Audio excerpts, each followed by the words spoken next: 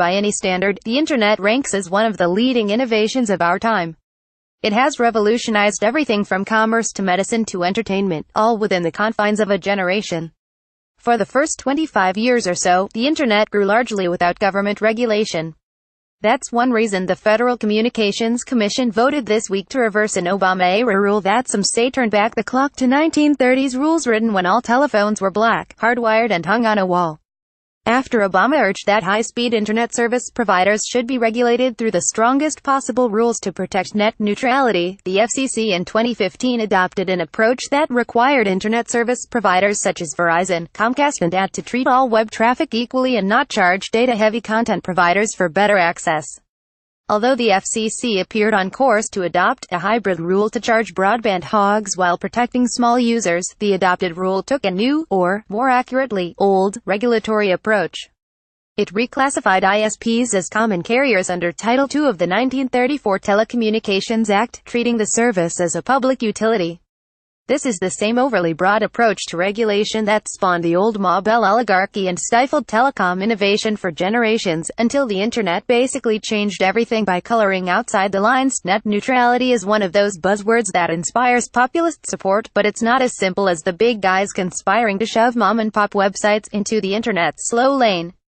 Behind the scenes, it's also about a small handful of heavy users, the Internet's so-called lane hogs, hoping to avoid paying for the right to dominate available capacity.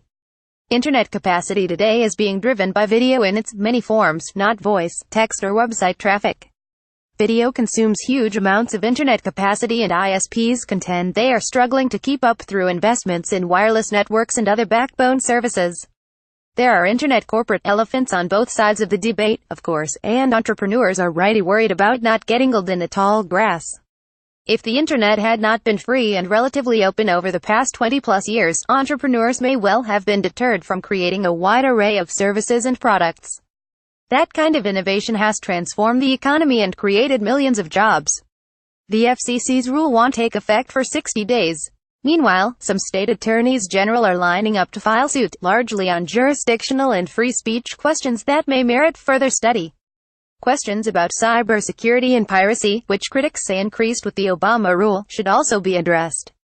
In the meantime, many internet safeguards remain in place. Much internet governance is restricted to a non-profit, multinationally based in California. The Internet Corporation for Assigned Names and Numbers maintains a host of technical standards, which allows traffic to flow throughout the global communications network. ICANN is a privatization with an international board of directors, but there is already some oversight by Washington because it's a U.S.-based corporation. Given past decisions, it seems unlikely the FCC will turn its back on internet openness, even with the Commission's 32-party line vote to repeal the Obama rule. As one observer noted, just because ISPs may be able to charge more in the future, there is no reason to think such moves are automatic. If the Internet was not a terrible dystopia in 2014, there's not a ton of reasons to think that companies are going to do any of these awful things that they didn't seemed to have any reason to do before, Julian Sanchez of the Libertarian Cato Institute told Wisconsin Public Radio last month. Sanchez is a former editor for Ars Technica, a technology news site.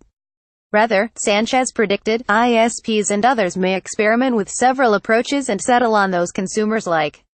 Tim Wu, the Columbia University professor who came up with the phrase net neutrality 15 years ago, has always set the issue in perspective. Absent evidence of harm to the local network or the interests of other users, broadband carriers should not be allowed to discriminate in how they treat traffic on their broadband network on the basis of internet work criteria, he wrote. In other words, broadband ISPs should be able to throttle bandwidth hogs. The Internet is one of the uniquely American innovations of the last quarter century. It had previously functioned well with light touch regulation and self-policing functions. At the same time, free speech and innovation can't be held hostage to unbridled pricing. Let's hope for common ground that protects consumers while allowing the Internet not to slow to a crawl.